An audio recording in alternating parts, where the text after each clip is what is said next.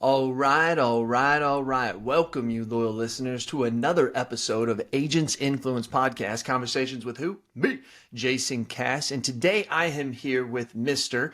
Andy Neary. I'm going to let him introduce who exactly he is, but you know that I'm always trying to bring the heat, the madness. And this is actually somebody I think that we're going to get a lot out of, but also this is key actually in our industry, right? Understands what we do, understands the stresses of life and the things and the way it tears us different ways and the beauties of being an agency owner, but also the super stresses of being an agency owner. One of the times when I said, sometimes I've said out there, loyal listeners, you may have remembered that I always say the greatest thing about being your own boss is that you're your own boss. But the worst and the hardest thing about being your own boss is that you are your own boss. It works both ways. And so you've got to have that mental toughness. And that's what Andy is going to be here to kind of help deliver in some of the things that he's going to talk about, one of the many. Before we do, you're probably listening to this after Indie Tech 20 Indie Tech Showcase Experience, excuse me, was on in 2023. We had that on August 29th, 30th, and 31st in Indianapolis, Indiana. I know you've probably heard a lot of the hoop, the hollering, probably seen a lot on LinkedIn and on Facebook and Instagram of all the things that went on. Just want to let you know, yes, we do have active plans right now of putting together a very large committee to take it to the next level next year. So if you're interested, go to IndieTech 2024. That's IndieTech2024.com. Go there and put in your name and your email address so that you can stay signed up on the news list for next year. Okay, it's going to be awesome. Don't even have dates yet set because to be honest with you, I really didn't have plans on doing a second one, but it was people there who, in the last, right now, it is August 15th, so it's before the event. But just in the last 2 to 3 weeks, so many people have been saying, hey, this thing is turning out so great. We got to continue to do this next year. So we'll see. We'll see how that goes. Go to IndieTech2024.com and put in your information. We'll make sure you stay up to beat on what's going on. Mr. Andy Neary, how are you doing, sir? I'm good, man. I got to tell you, I'm a big Matthew McConaughey fan. So when you started out the episode with all right, all right, all right, I think that was off to a good start. Yeah. A lot of people like that. You know, I always did that. And then one of my loyal listeners, like after a couple years of doing it, said, hey, started sending me a clip of when Matthew McConaughey does that in Dazed and Confused. And I was like, oh my God, like really didn't. But honestly, I have a man crush on Matthew McConaughey. Likewise. I mean, Absolutely. I think if you're a guy and you say you don't, that's okay. Maybe he's not your type, but if you probably do and you're just not admitting it, it's okay. I mean, the dude is just cooler than cool. He's cool. He's obviously an amazing actor, good looking guy, but I think the book Green Lights and just I've just some videos of him. He's smart as hell, man. Oh yeah. Yeah, I see definitely he'll be in Texas politics. He's always dabbled in it, but I think by the time he gets into his 60s, I don't think he'll be able to stay out of it. He'll feel too compelled. Agreed. And I do like a lot of his stance. Him and I are the similar. He's kind of very moderate, you know, and I'm very much that way. Yep. I think that's what happens when a good Republican smokes weed. They become a good moderate. That's what I think happens. Loyal listeners, we just figured that shit out. You wouldn't believe it. Maybe that's the answer to bring everybody to the middle, right? To smoke more weed. Smoke more weed. Think like a Republican, smoke weed. If you think like a Democrat and smoke weed, they'll just give away the rest of the damn world. I mean, that's just the way that it is. So anyways, all right, man. Hey, great to have you, man. I appreciate you coming on and tell us a little bit about you real quick, man. Give us a little 30-second bio so that we can kind of relate to who you are. Yeah, no, I've been in the insurance industry for 22 years. Most of it started in Wisconsin, and then we moved out to Colorado in 2014, and I spent 9 years there selling, and that's where I actually launched Complete Game Consulting, which is what I run today, which is a coaching training business for the insurance industry. And so my story is real short, man. You know, I struggled for about 10 years in the industry. I just wasn't really good at sales. I actually took a step back in 2011 and became an account exec to take a step back to kind of reinvent my career. And then when we moved to Colorado, Jason, I found myself in a market where I was going to be selling again and nobody knew who I was. And I had to make a choice at that point, which was I could do it the way I was taught, which was pick up the phone, smile and dial, or go pound the pavement, or I could try something different. And what I did in 2014 is I said, I wonder what other industries do with marketing. And so I went and kind of studied what other industries were doing. They were already leaning into social media marketing at that time and all the other things. And I brought those ideas to my marketing in the insurance industry, and it allowed me to build a really nice book in a new market. And fast forward, that's what we do today at Complete Game Consulting, is help producers and agencies build a marketing strategy that actually works today. So what did it look like in your agency or in your life before you found out about other industries and their marketing? And then when you realized, hey, I'm having success at this, what did your life look like going forward? Great question. I got in 2001. And I remember back then, I started my career with Federated Insurance. Some of your listeners might know who that is. Great training, right? They're known for their training. But I was taught the cold call and going and parking my car in an industrial park and pounding the pavement. And when I got to Colorado, I was like, if I do that, this is going to take a hell of a long time. And I said, I have got to try something different. So what I really realized, Jason, my life before that was this agency that hired me, their principal, the owner, was the only one who had ever sold. And he had the agency for 25 years. His style of selling after he built a nice book was to hire a bunch of account execs and hoped they sold something once in a while. Gotcha. And I come in as his first true producer, and what I realized I needed to do is I needed to get a lot of people to know me fast. And so that's when I lean into this concept, exponential awareness, where I'm like, how do I get one message in front of a lot of people at one time versus calling one person at a time? And that's when I leveraged, again, LinkedIn. I started sending out email campaigns. I started public speaking. These were all opportunities for me to get that message in front of a lot of people quickly, and it worked. Right. Okay.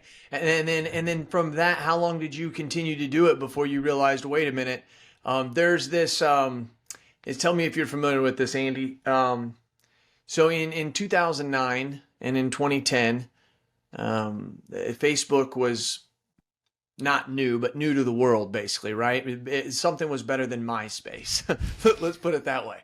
And I was going online and I was giving away iPads. If you would allow me to quote, I'd put you in this drawing and I'd give away the iPad. I did it, probably did 10 of them. And it was during the day of where if Facebook showed their your post to everybody, right? They didn't have this big edge rank algorithm shit that they started back then. And so very, very, very successful. There was a tough part in my life to where I'm glad I didn't take this exit, to where I had so many agents who were calling me saying to me, how are you doing that?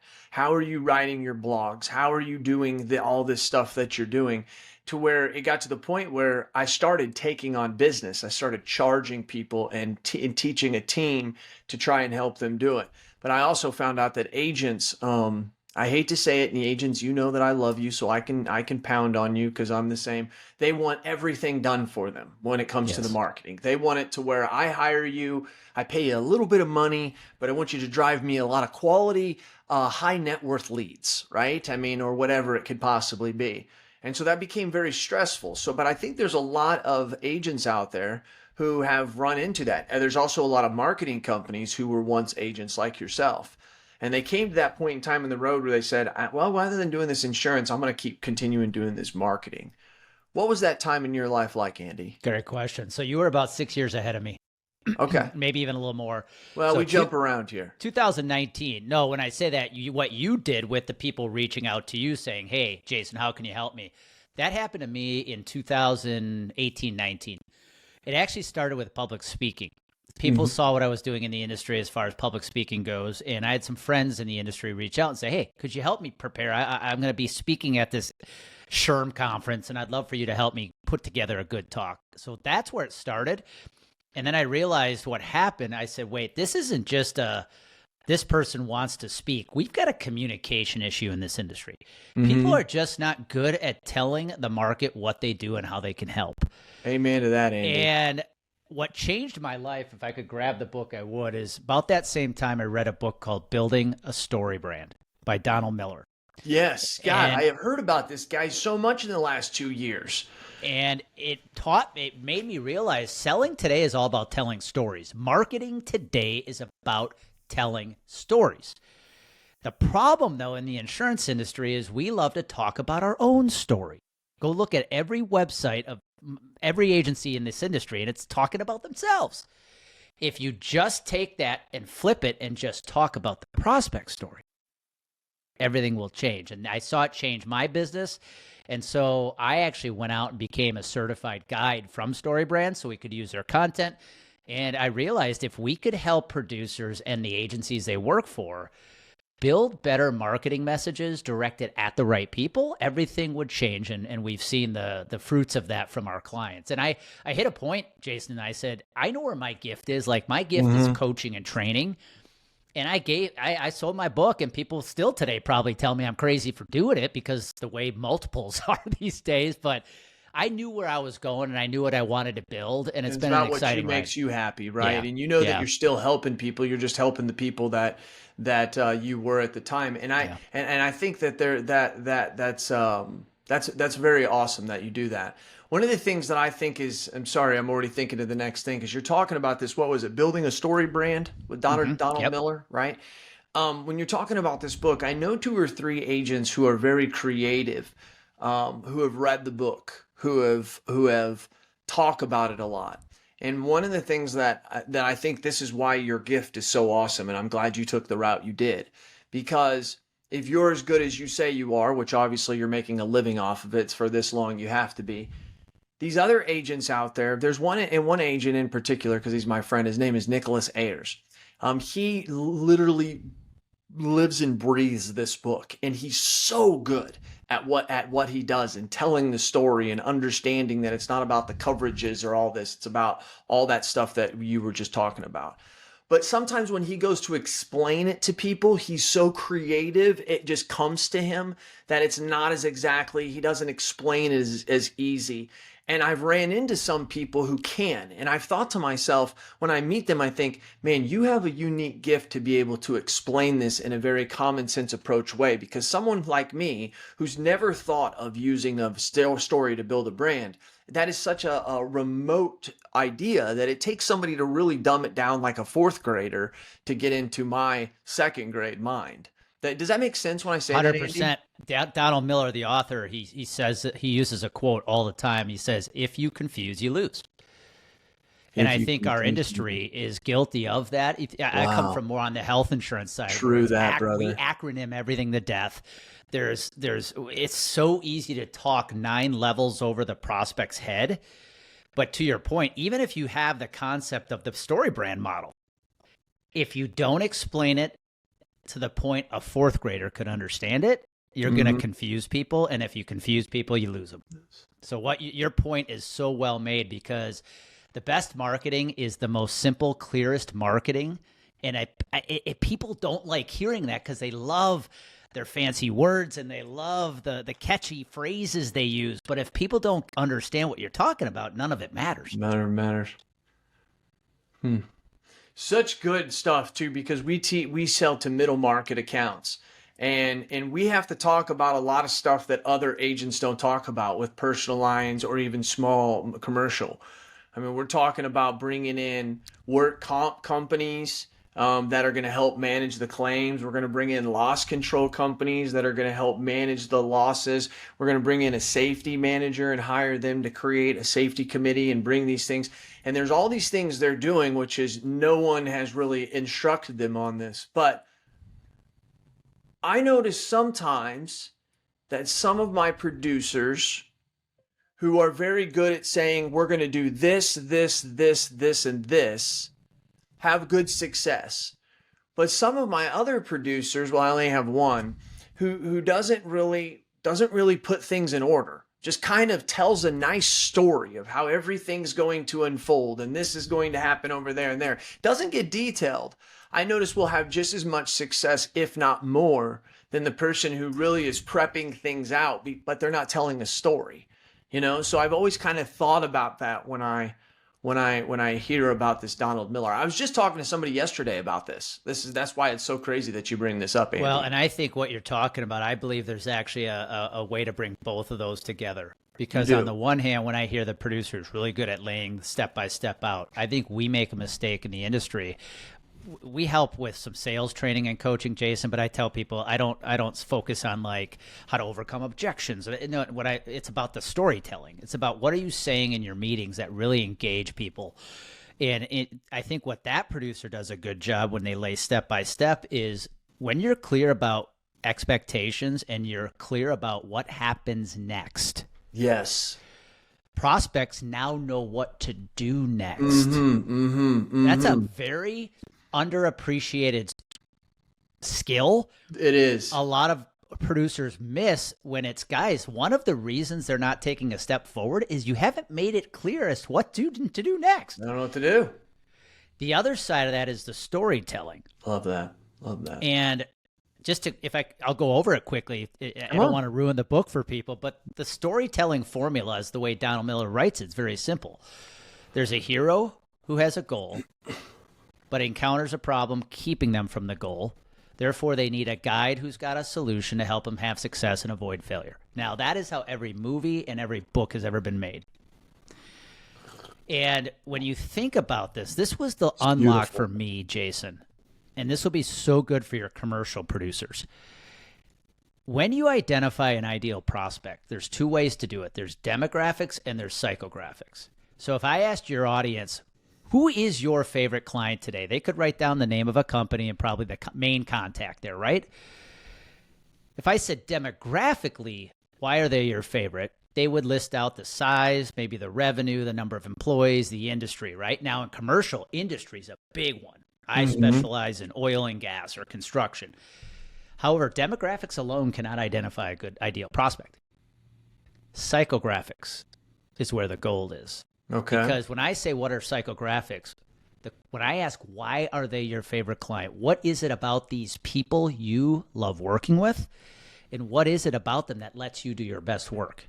What do they believe? What do they stand for? How do they make decisions? If you start rolling that stuff off, and you start putting that stuff in your marketing, it's gold because the right people start raising your hand. When you start describing who your best clients are psychographically, not just demographically, your best prospects will pull themselves out of the woodwork.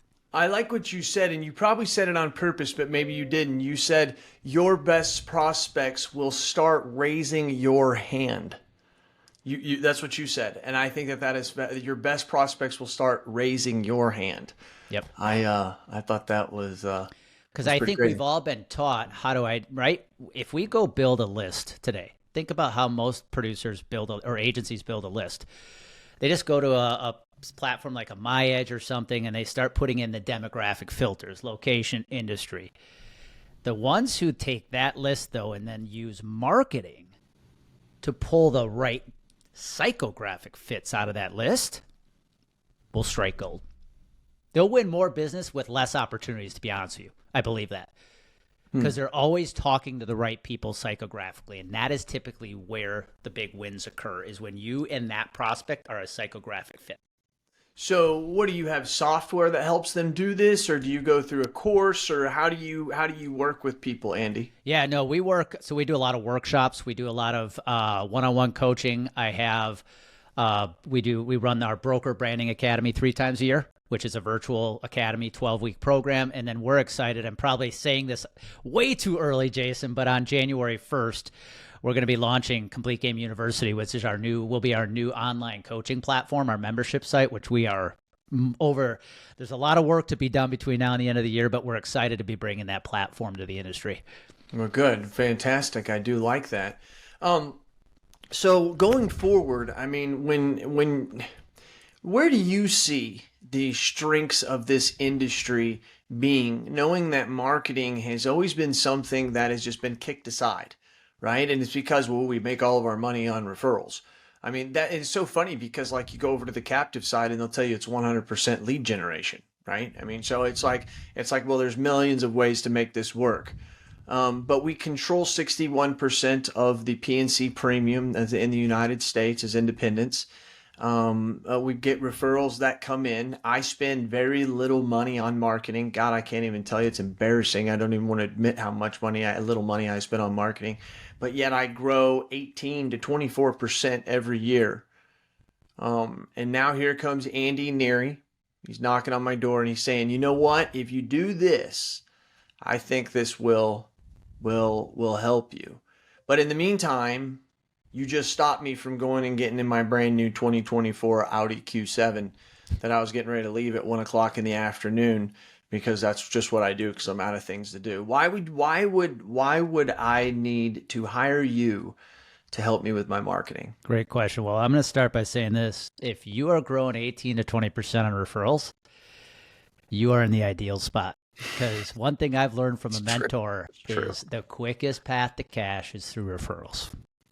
So if a business has reached a point where you are still growing at that pace off of referrals alone, there's an argument to be made. You don't have to lean any harder into marketing. Okay, now so sorry. Okay, Andy, keep your thought there.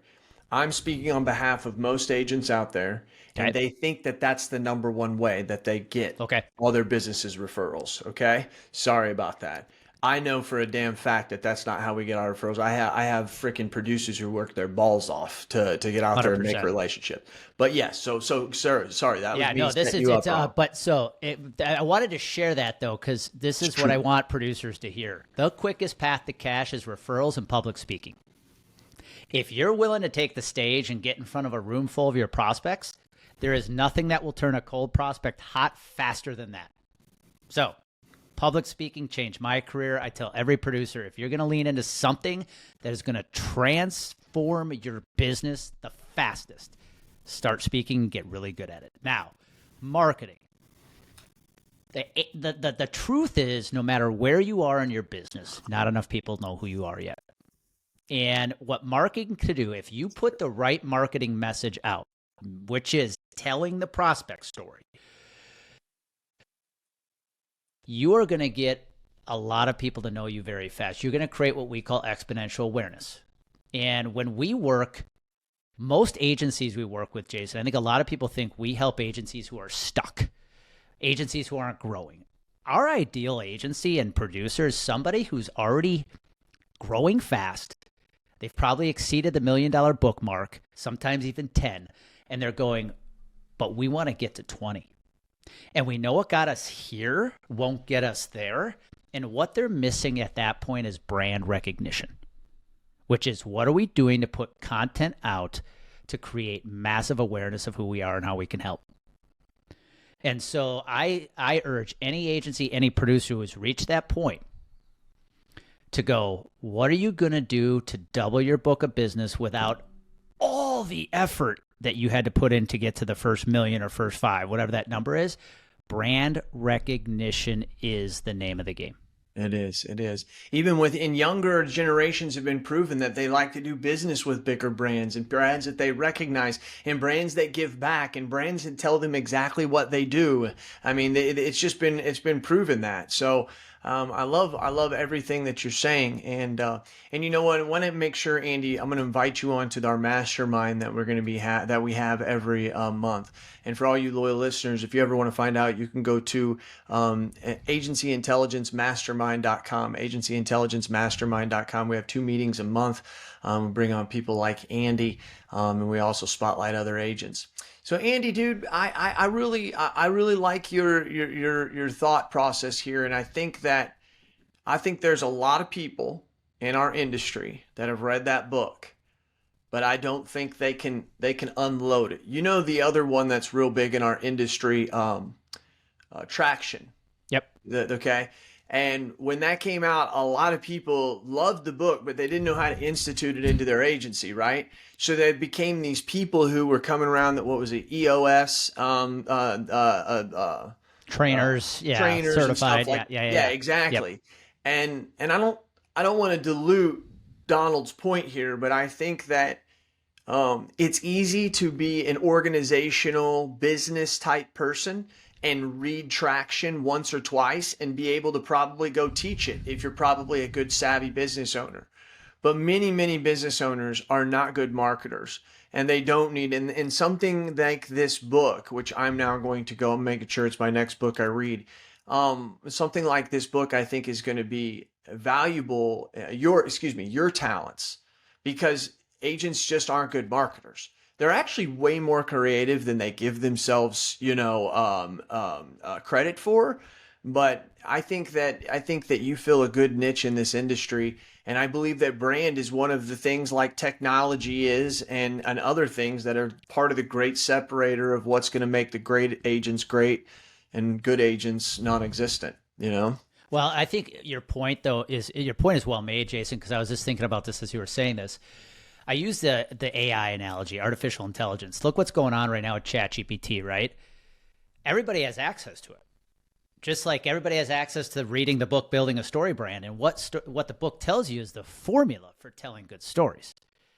However, just like ChatGPT, the ChatGPT is only going to be as good as the input you're putting in, the prompts you're giving it, right? To create the output.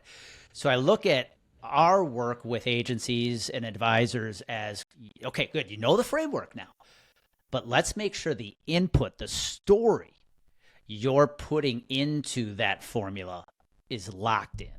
That's the secret, is you still got to be telling the right story to attract the right prospect. And it's funny, I was just having this conversation with one of my employees this week. It's amazing how many of our clients, our best clients, Jason, today are former college athletes or even pro athletes that are in the insurance industry. Yeah. And I look at, why is that the case? And it comes back to something you were talking about, something you've obviously displayed, discipline. It's easy in our industry to get complacent because it's a very lucrative recurring revenue industry. Yep, 100%. And it's easy to hit a point and be like, I'm good. I know producers, agency owners who I would assume have $1 million plus book. They've been around 20 years. No, they got a $300,000 book and it pays them $150,000 in net income and they're happy. We work with those former athletes that are like, you know what? I know I'm at $1 million or I'm at 3, but man, I'm not done yet. Mm-hmm. And I always say college athletes or above. If they were at least a college athlete, they're probably going to be a pretty good. It just takes a different mindset to get to that next level. And then, as you said, semi-pro or pro, yeah, those dudes are like, they're at a different thing. If they can't hit home runs every day, they're like, why are we at work?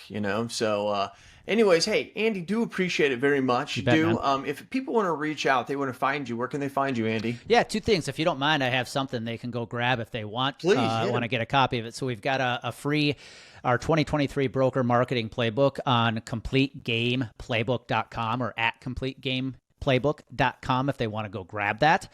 And then LinkedIn's my platform, man. So if somebody wants to connect and reach out or connect with me, let's connect on LinkedIn. We put content out there every day, multiple times a day for the insurance industry. So fantastic. Appreciate your time, Andy. All you loyal listeners, I do what I do because I do it for you. Tell me your thoughts and tell me your ideas, and I'm going to tell the world what you have to say. This has been Jason Cass. He's Andy Neary, and we are out.